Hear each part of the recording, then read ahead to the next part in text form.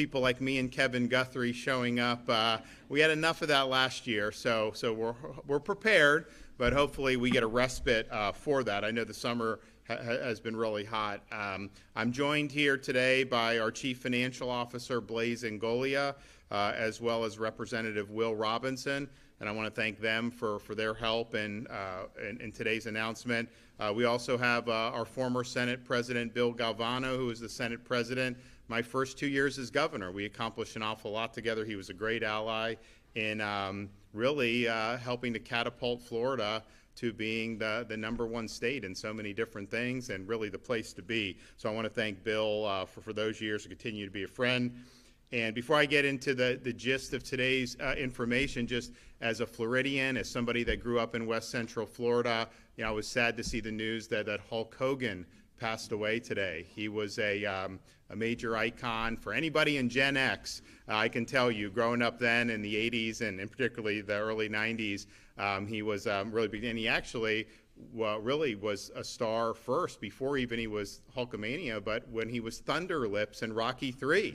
And that was like a huge deal. I mean, obviously that was a great movie franchise with Sylvester Stallone. So he was Thunder Lips, and then a couple years later became the World Wrestling Federation heavyweight champion. And, you know, as a young kid, like, you know, I'm growing up and it's like, you know, that was like somebody's like, wow, that's our superhero kind of deal.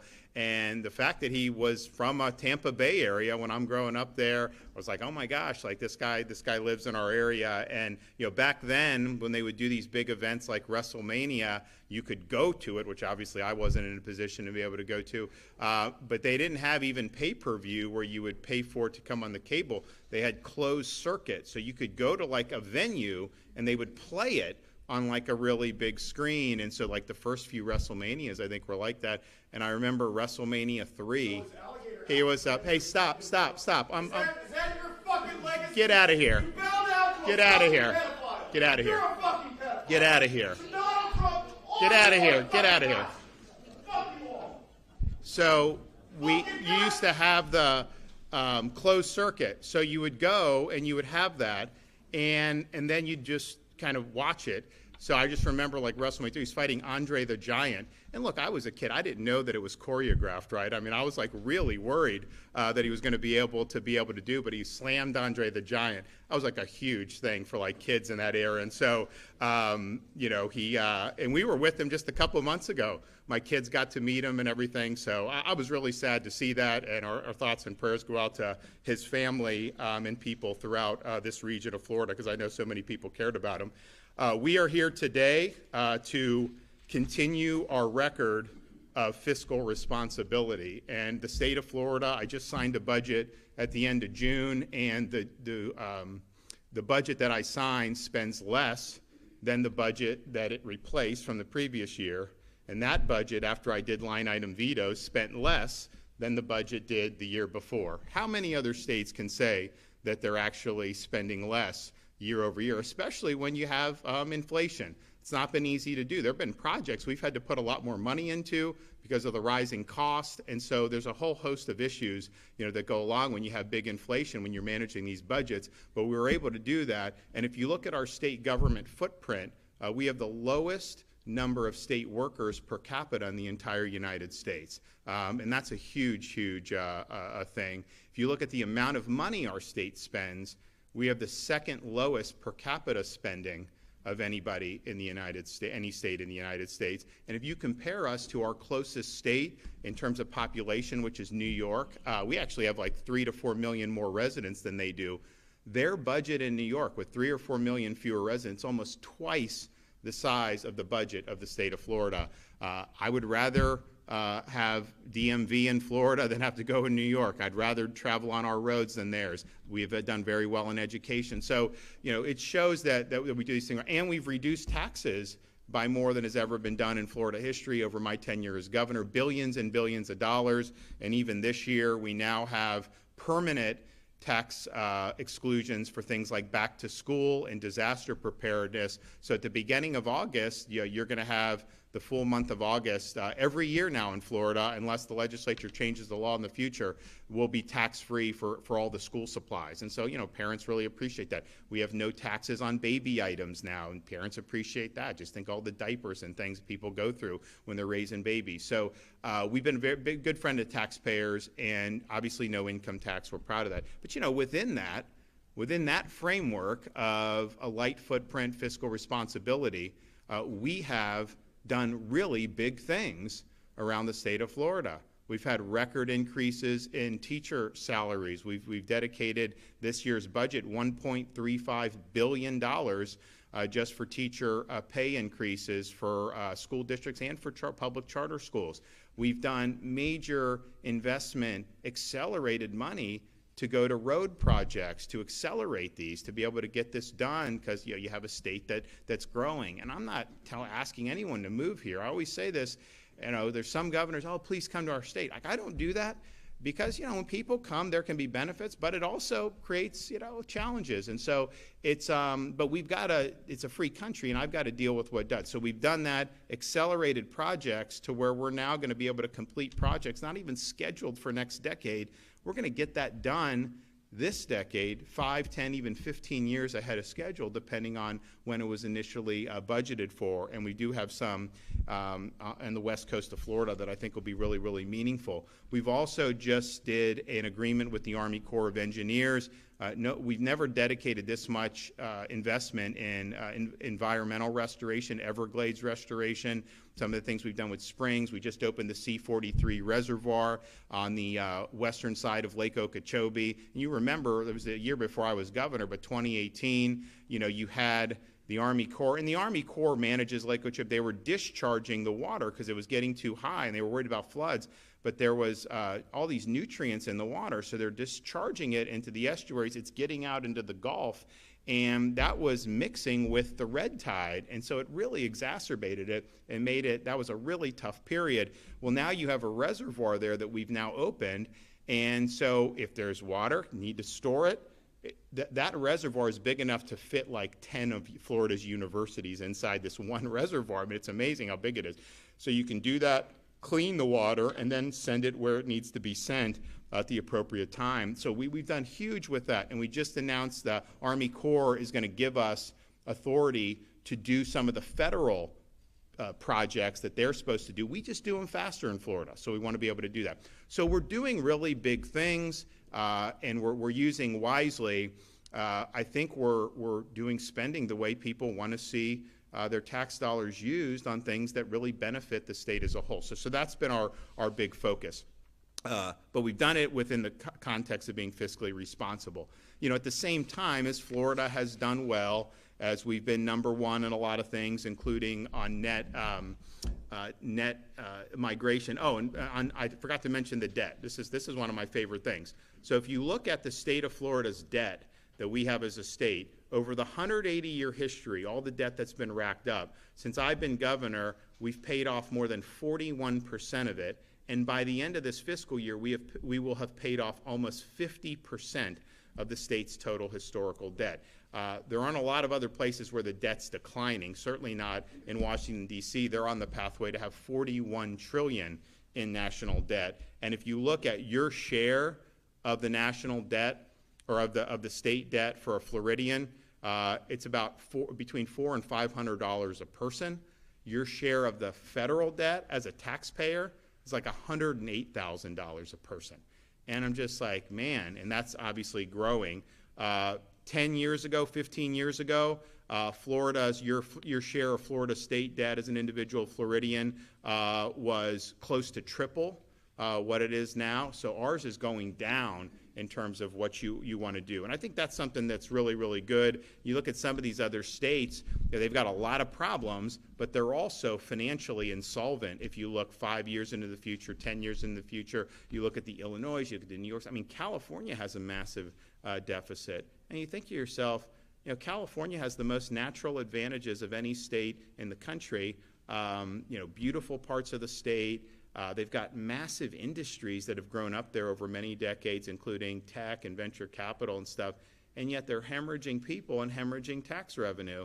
Oh, they've spent a lot of money on giving benefits to illegal aliens. I know that. They don't do as well for hardworking people, middle class and small business. So you see the contrast, but like if you can't make it work with all those advantages, man, what's going on? So Florida, we've paid down this debt, and we're going to continue to do it a lot over the next couple of years.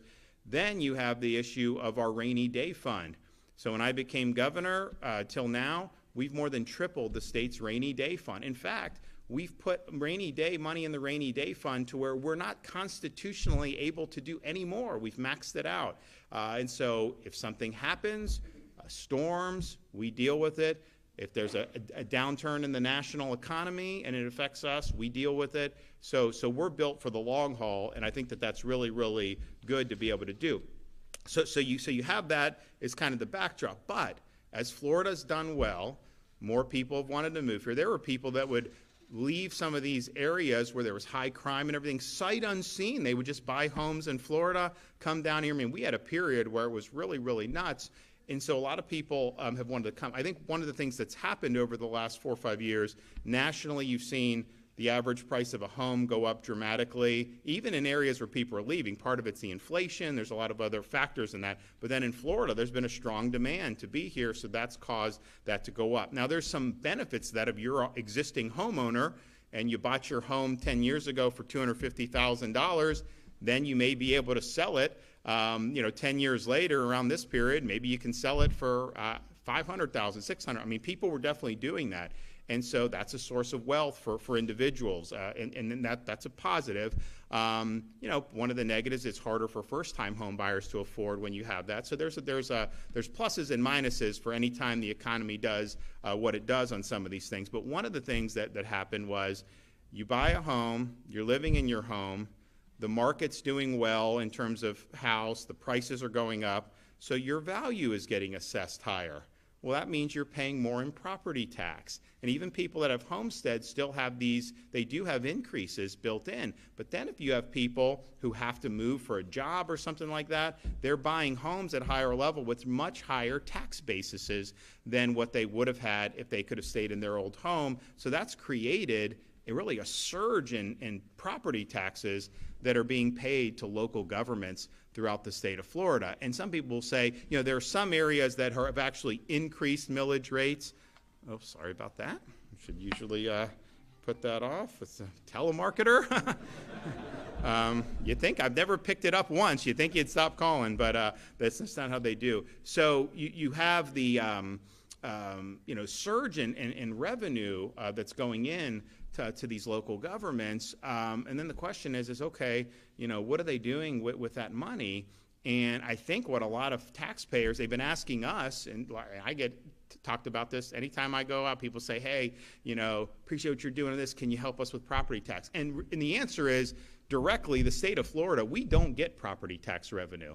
That's a local source of taxation and funding that is done at the local level. And so I can't just ask like Will Robson, hey, pass a bill to cut the millage rate by 50% across Florida. It doesn't work that way under the Constitution. Now, we are working on protection for taxpayers that we're going to put on the ballot in 26, so you'll have a vote to be able to give yourself protection on that. But you end up with a situation where massive amounts, so you've had, like we were down in Broward County, they've had almost no population growth on net in the last, since 2020, but yet the budget's increased by like 50%.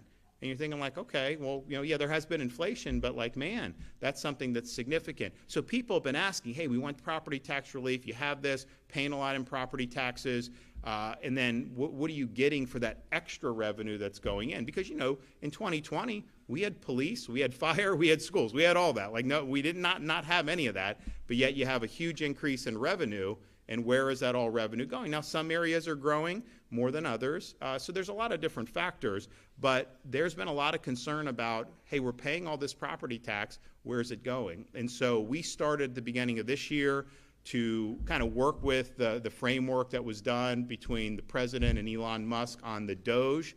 They were DOGing federal government, using things like artificial intelligence to review some of the spending. Now, we always do this in Florida in terms of reviewing contracts and everything as a matter of course. I like to say we were doing this before it was even cool to do it, and that's just been our practice. But we said, listen, if we can leverage technology, if we can leverage some of this stuff to be able to do it, we should do it. So we're doing that. We've been doing that on our state agencies. I put out a directive to do it on state universities to make sure that our universities are spending money wisely. I mean, the legislature appropriates a significant sum of money for universities throughout Florida. And look, by and large, look, I'm signing this into law, so I'm supportive of it. Higher education's important here. We've been ranked #1 in public higher education for like the last 8 years. If you look at the affordability, we're #1 by a country mile. No tuition increases since I've been governor for Florida residents. So University of Florida, USF, these schools, it's like $6,300 to go for the whole school year for tuition. You're not going to be able to find that anywhere else in the United States, especially to get a high quality education. So I'm proud of that. I want to do it, but I also have to look at, they've had really big increases, in their budgets, right? How much of that is administrative staff? We eliminated DEI, but they were hiring DEI, at the beginning of my tenures, and then we've gotten rid of it. So there's a lot of different factors. So we're really doing a lot to look at what's happening at the state level. We think it's important. We could easily just kind of sit back and say, hey, compare us to all these other states. We're so much better. We don't need to do anymore. I don't think that's the right attitude. I think you always got to try to do better. I think you always, and bureaucracies are inherently inefficient. Government's inherently inefficient. So this is a constant battle. You're never going to be able to just stop. So we first looked at the state agencies and universities. We're continuing to do that. But we also asked a lot of local governments, hey, will you consent to facing a DOGE examination in either your city or county? And not all of them agreed to do that. Some did, and we've been able to work constructively with some. Some were just not interested in doing that. The ones that people were complaining the most about were the ones that were kind of the most sure that they're doing everything right and there's no need to do any of this stuff.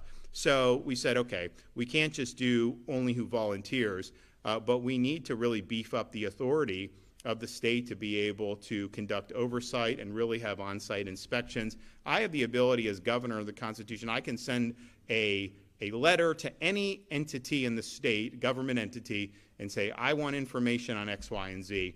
And they're supposed to comply. If they don't, we can go to court. Like there's a whole kabuki theater that can ensue after that starts going. Most of the times they comply, but it is what it is. But that doesn't really do what kind of the federal DOGE is doing, how they're going into these agencies and being a little bit more exacting. So we said, okay, I'll use that authority to the extent I can.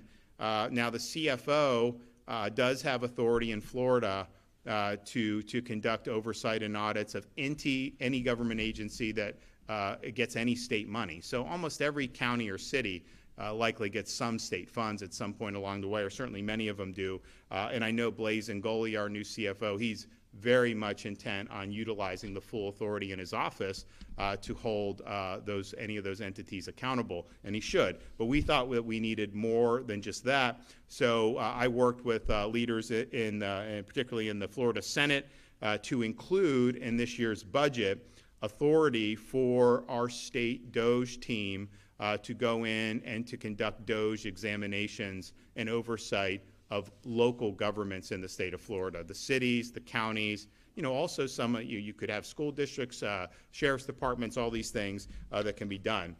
And I announced the other day in Broward, starting on July 31st, our teams will, and this is auditors and other staff drawn from various state agencies, they will be using this new authority to conduct reviews of data systems, physical premises, and personnel of counties and cities that we're identifying as worthy of additional attention paid to spending, taxing, and management practice. And so we'll be doing this through this new authority, which does include granting access to spending records. We're not limiting our attention to any particular corner of the state. So we were down in Broward, and they're like, are you going to do the other South Florida thing? Then we went to Gainesville, like, what about this? And so we're here in Manatee County to announce that Manatee County will be the next subject of the DOGE examinations and audits that with this newfound state authority. And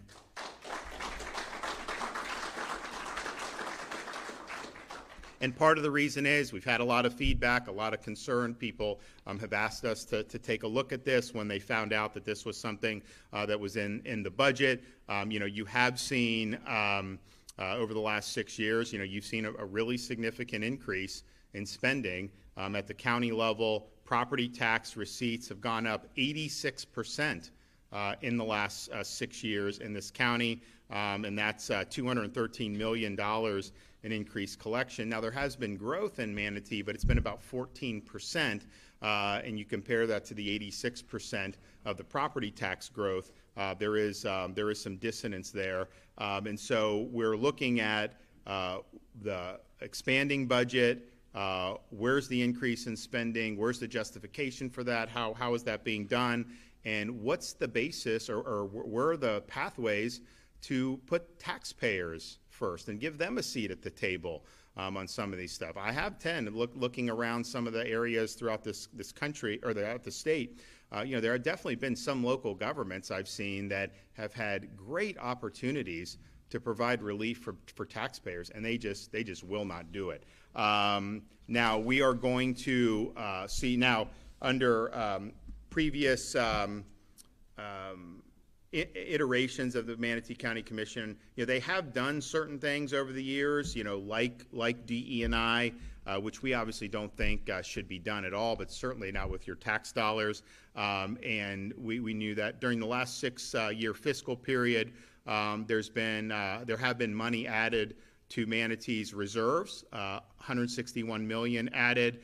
So that's a total reserve of 734 million in reserves as it stands now. Look, we run budget surpluses in Florida. We've maxed out the rainy day fund. But there's also a point at which we shouldn't just be bogarting money at the state. Like, we want to give back, right? Give back to taxpayers and do that. I think the same principle applies for local government. There's got to be a balance there in how you do it. So I think now Manatee County has, I think, admirably lowered the millage rates for residents. So this is why the property tax is a little bit different, because we don't do, in almost any other types of taxation, we don't do unrealized gains.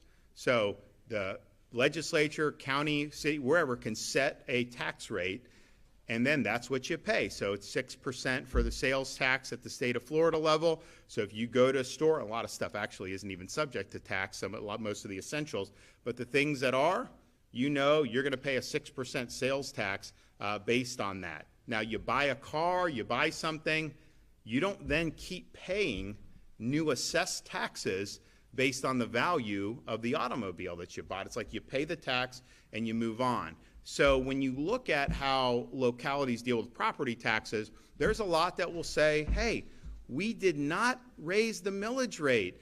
We haven't done anything. And I think if you didn't have unrealized gains, then that would 100% answer the question. But if you're not raising the millage rate, leaving that same, but then you're also jacking up the assessments of how much the values of the property are worth, well, you're paying the same millage rate, but with the same property that you had, all of a sudden, they're hitting you for more.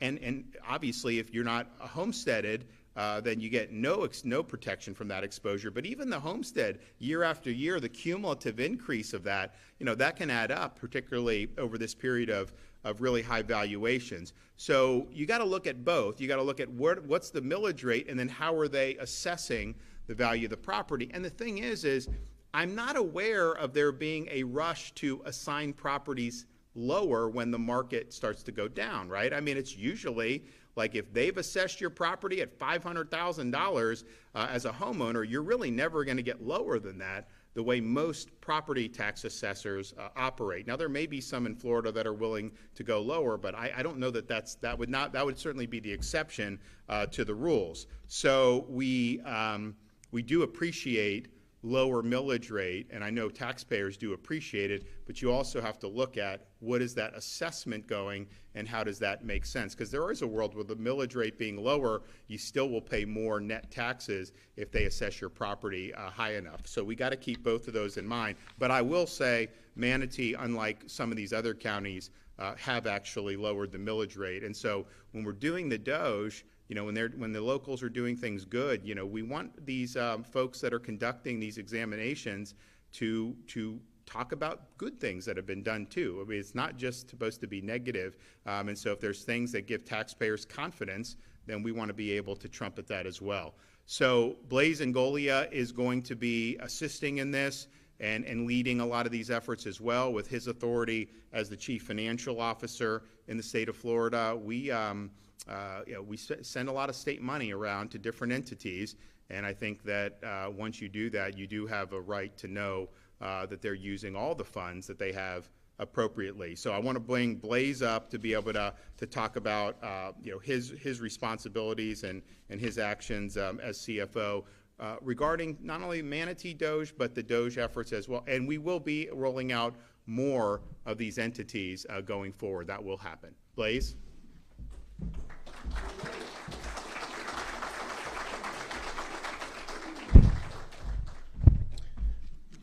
Thank you, Governor, and thank you guys for being here. Personally want to thank you for your leadership on this issue. It is important. Housing affordability is a big issue here in the state of Florida, and this is us tackling that. We eventually want to get to property tax reform with the eventual goal of getting rid of homesteaded property taxes altogether, because as the governor said, do you really own your home if you own it free and clear, but then you're constantly paying to the governor? Not to the governor. I'm sorry, not to the governor. The phone, we could give it to you. Today we're answering a question. And the question I've seen on social media and for some in the liberal media was, are you only going to audit and DOGE just blue counties and blue cities? Obviously, we're in a Republican area right now.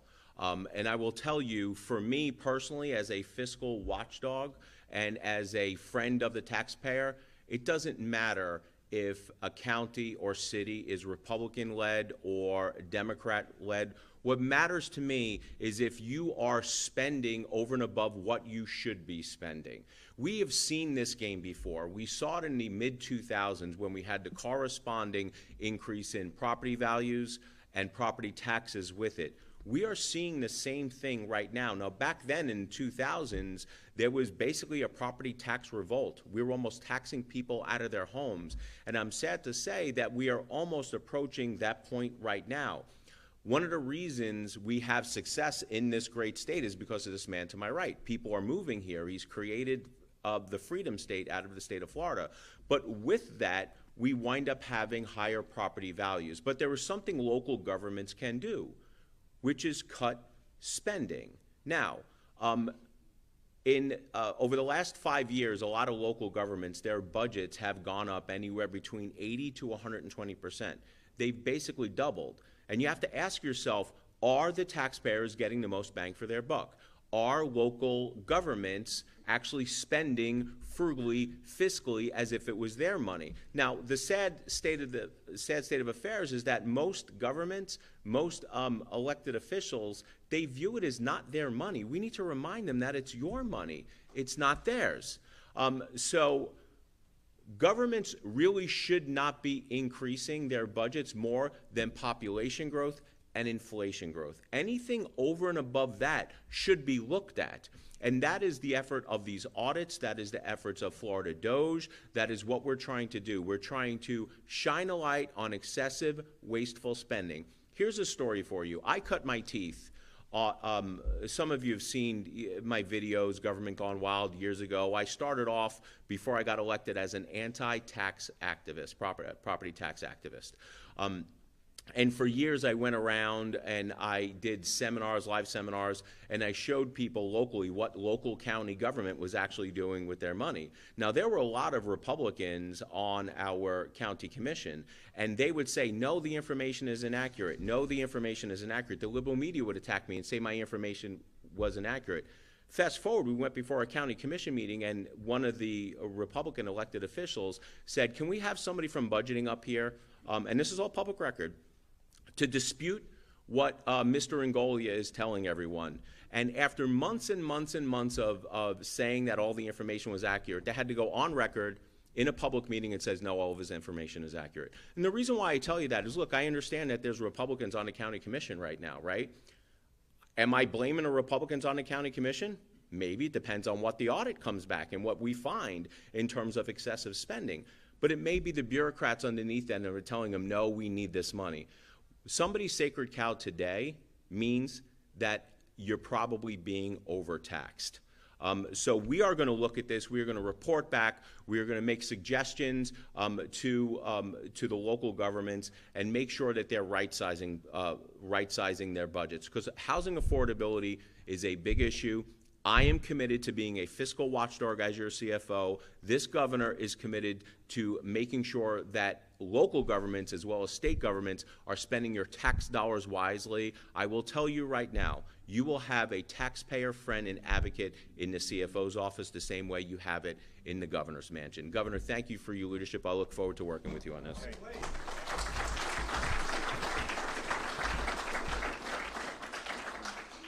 Well, I appreciate Blaze and his hard work, and he's been a real champion in the legislature for all of our initiatives, all the big wins that we've had in Florida over the years, everything from tax relief, school choice, eliminating DEI, nuking the woke, you name it.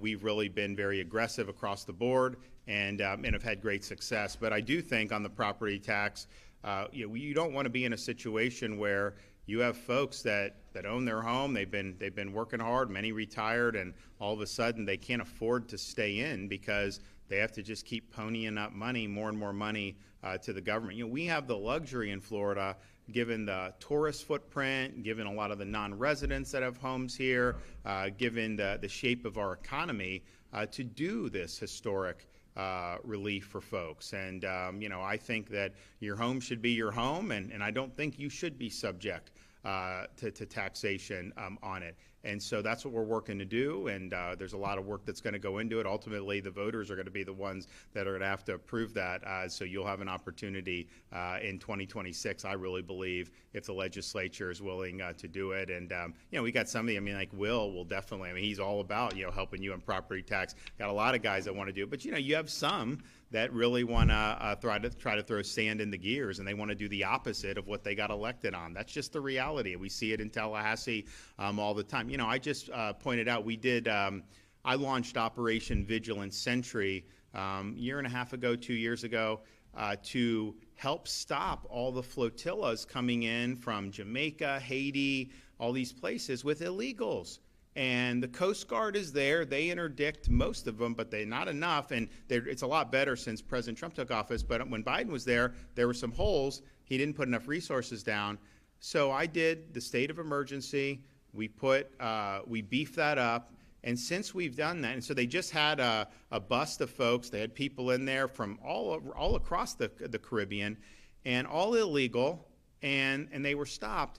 But so since we've had Operation Vigilant Sentry, we've done 18,000 illegals. Just the state assets have stopped and gotten returned to their home country. That's not even counting what the Coast Guard is doing. So just imagine had we not done that. But there was a bill at the beginning of the year that the Speaker of the House was trying to jam down that Blaze opposed and I vetoed, that would have eliminated Operation Vigilant Sentry. It would have eliminated all my authority as governor to help enforce immigration laws. We've done more than any other state in the country, and yet what happened there would not have happened. And basically those 18,000 people, they just would have been able to flow right in, and then we would have had to deal with everything. So I'm proud of what we've done. No one's been more forward-leaning on it, but make no mistake about it, had I not vetoed that legislation that was done, Perez and Gruters, if I had not vetoed that legislation, the operations that we're doing, that we're highlighting, those would have been rendered illegal to do. They were trying to strip the authority to get that done. People need to know this stuff because these guys will tell you that they're for you and on your side. Then they get up there and they basically betray you because they think you're not paying attention. So when people are vigilant, they're holding these people accountable. You're going to get you're not even going to have to be in a situation with that. But why should I have been in a position to even have to veto such a monstrosity. It should have never come to that. And obviously, we ended up getting legislation that we had called for, where we have locals and state agencies helping on these efforts. But this is something that's really, really meaningful for folks, that this is done right. So we're doing it right. But you do have folks that are just not on your side, and it doesn't, the jersey you wear is less important now in Florida than it used to be, because we have 1.3 million more Republicans than Democrats. So what I've seen people run as Republicans and then, basically get in and try to sabotage the reason why we have those majorities in the first place. So be very, be very cognizant of what's going on, especially, up in Tallahassee, because they think no one's paying attention. All right, do we have any questions? Yes, ma'am. Are you thinking about or planning on calling a special session to redraw our congressional maps ahead of next year? Well, so that's another issue on the redistricting. I had to veto their map a couple years ago, and I'm just like, guys, I'm going to veto it. And they did it, and Blaze stood with me, one of the few who was right. And so I vetoed this map, which was a disaster, and then we got a better map and got it done. And just last week, the Florida Supreme Court upheld the map that's all the naysayers were saying was somehow defective. I think if you look at that Florida Supreme Court analysis, there may be more defects that need to be remedied apart from what we've already done. I also think the way the population has shifted around Florida just since the census was done in 2020, I think the state is malapportioned. So I do think it would be appropriate to do a redistricting here in the mid-decade. So we're working through what that would look like. But I can tell you, just look at how population has shifted in different parts of the state over a 4 or 5 year period. It's been really significant. I don't think you've seen, and you'll look at some of these congressional races, and one district will get a certain number of votes and the other get way more votes. And I'm thinking, isn't this supposed to be apportioned equally? I also would like I talked with the Commerce Secretary right when he got sworn in, and, I told him, Florida, we got a raw deal in the census. We only got 1 seat. When some of these other states were getting seats, when we've obviously had more growth, we should have gotten at least 2. And so they said they were going to redo the count in time for 2026. Now, they would have to do that relatively soon because you need time to draw maps and you need time to get that done. But I think they should award Texas and Florida for sure at least 1 more seat, because when Biden took over, we were supposed to get 2 seats in Florida, and we only got 1. Rhode Island was supposed to lose a seat, and guess who the Commerce Secretary under Biden was? Former governor of Rhode Island. Did Rhode Island end up losing a seat? No, they kept both. So we're malapportioned right now as a country, I think, because of the migration, but the state of Florida, I think, for sure. So I think there's ample justification to do it. My guys are going through the court's opinion to look at different avenues, but I think that's definitely something that I certainly would look favorably upon. All right, thank you. God bless everybody.